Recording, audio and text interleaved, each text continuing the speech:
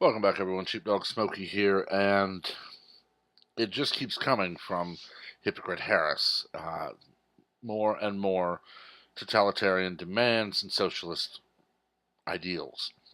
Except this time it is a blatant violation of the Constitution in a different way. See, this is not about her issuing orders of going around Congress about gun control. No, this is her preventing states from writing state laws.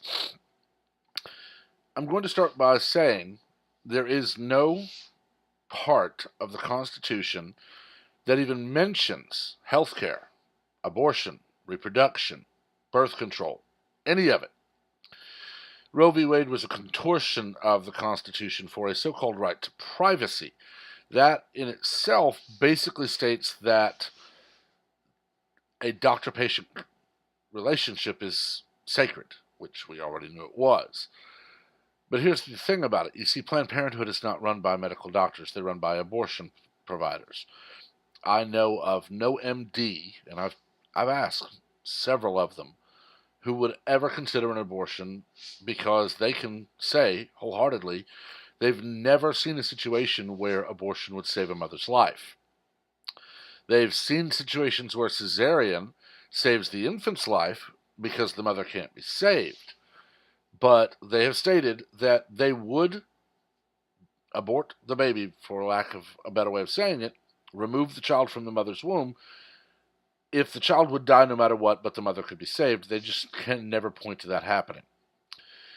But this is Kamala looking at Alabama, Georgia, and other states that are passing restrictions on abortion, which, of course, you'll notice she never mentions the word abortion.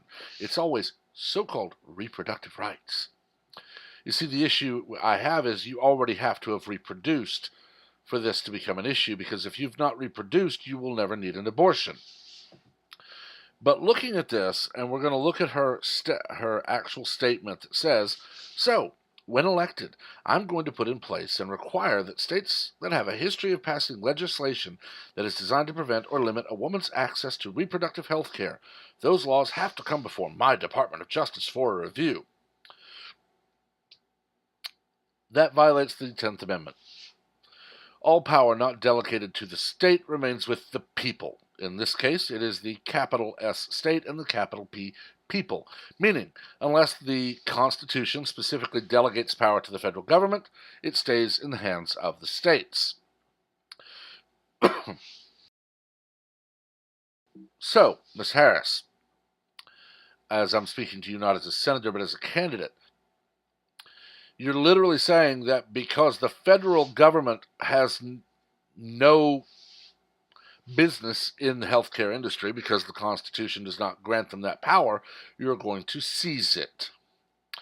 And quite simply, that should be an instant disqualification for president, senator, congresswoman, janitor in a federal building.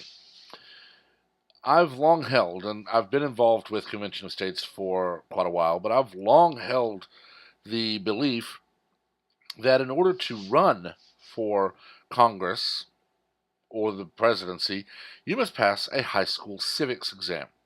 Should you be elected, you must pass a collegiate civics exam. Basically, you need to prove you know how the government works, what's in the Constitution, and so on, before you're going to be one of the people issuing or executing laws. But, of course, that would rule out 99% of those serving in Congress today. It's very simple. Liberals cannot stand the fact that states that are not run by liberals are not obeying states that are run by liberals. California, Illinois, New York, Washington, Oregon. They can't stand that these, as they call us, backward inbred redneck yokels, whatever they want to call us any minute of the day. They can't stand that we're defying them. I mean, you have Gavin Newsom all but proclaiming verbatim, come to California to kill your child, because he's inviting women to go to California to have an abortion. And that is going to prompt something that Texas actually passed, and it was sued over and ultimately overturned. But you see, Texas used to have a law from about no matter for how little amount of time, that stated, transporting a minor for which you are not the apparent legal guardian across state lines for the purposes of any medical procedure is a felony. Kid wants to get a tooth pulled that their dentist has said does not need to be pulled because it looks funny. Mom and dad won't take you to another dentist. And you can't go to a dentist in this state because it'll pop up that mom and dad are not the adults with you.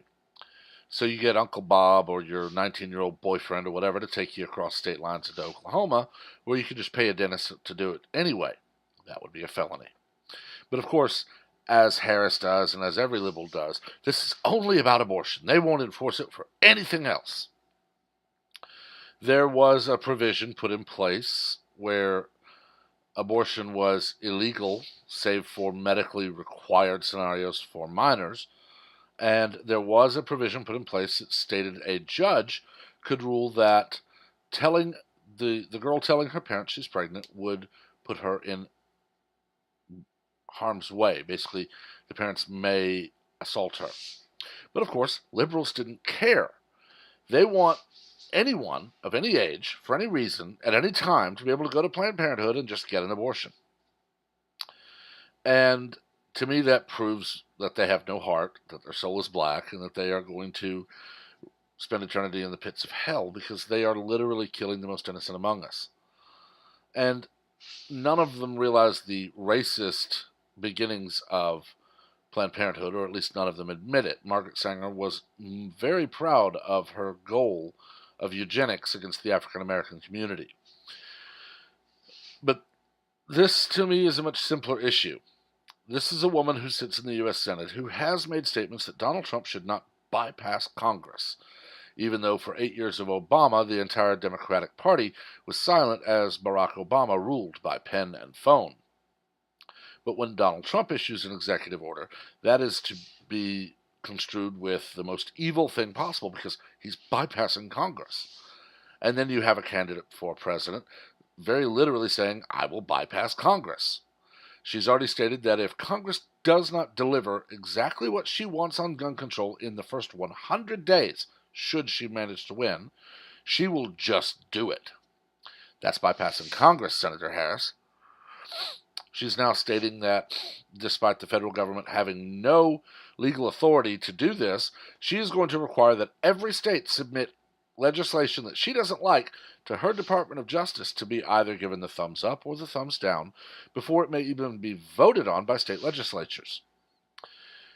If you don't see in this a move toward totalitarian rule, a move toward state governments are irrelevant, we are your leaders, we are your gods, if you don't see a move toward tyranny in statements like this, then you're blind. We don't live in a totalitarian regime. We live in a constitutional republic. And that is meant to limit how far government can encroach upon our lives. Unfortunately, in 243 years, government has managed to very, very slowly expand their power. And now it is a Brobdingnagian beast looming above our heads.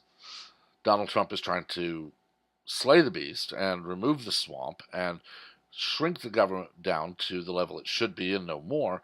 And the socialists and tyrants, wannabe tyrants, and the rest of them are squealing in agony as their power that they should never have had is threatened. We have a little under 18 months until the election of 2020. And I know that the saying is vote as if every election is your last, but I honestly believe if the Democrats manage to steal power in 2020, it might be. Because if a woman gets elected that says, I'm sorry, 50 individual states, you're not allowed to pass your own laws in your own state. You have to get them approved by me. I can see state after state recalling their National Guardsmen, firing them up to be full-time, and seceding.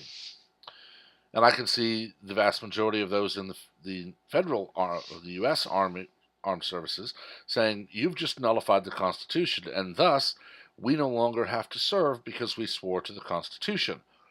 And they will go to their home state and enlist in the National Guard and become part of a new country's military.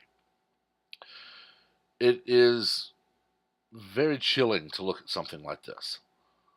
And we're only going to see it get worse over the next year until the primary, at which point they will all, after the infighting is done and they've been told, shut up and get behind your party's candidate, they will all be on board with, she's going to do this or he's going to do this, and we have to let them do what they're going to do because it's what's best for the country.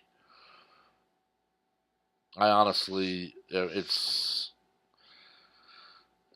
worrying, very worrying.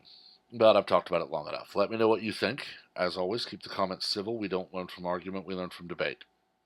As always, please remember to like and share the videos so that we can expand the channel, and remember also to subscribe and turn on notifications so that you're among the first to know of all new content as it is posted. Until next time, have a wonderful day.